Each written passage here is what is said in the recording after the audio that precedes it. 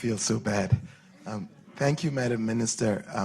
So I'm from one of the in-between countries in Africa. I work at the African Development Bank, and we're going through our 16th replenishment of our concessional window. And the messaging we're getting from the West is we're not going to get that much resources because a lot of the money is going to go to Ukraine. And now you're talking about friendship. You don't want some of our countries to fall in the hands of Russia, and Russia is knocking in many of the countries in West Africa. And yet, we're not going to get as much aid, so we don't backslide on the democratic front.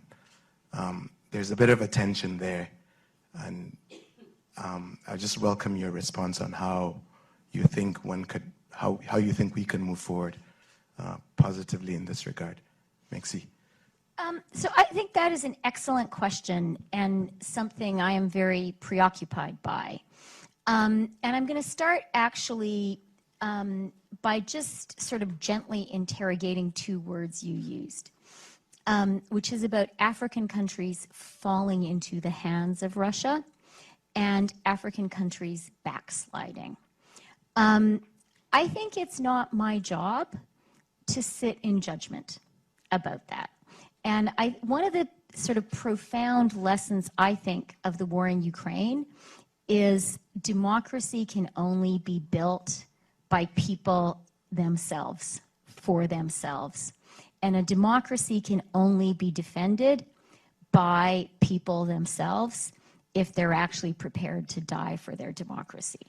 And I think that's something Volodymyr Zelensky understood from day one, that Ukraine was only going to fight if he stuck around, and Ukrainians saw that he stuck around, and like they're fighting for themselves. They're doing it themselves, and actually I think that's why it's working. So part of what I certainly believe is the in-between countries, certainly the countries of Africa, this is a choice they need to make for themselves, and the people need to make for themselves. And it's hard. Building a democracy is hard.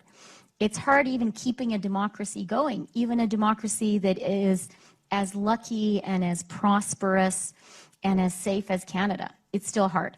So that would be kind of, my first point is I really think a key idea we have to have is we have to set aside paternalism, maybe even the paternalism of the end of history thinking, and we have to really see the agency as being in citizens, and in citizens choosing and constructing and being responsible for their own countries.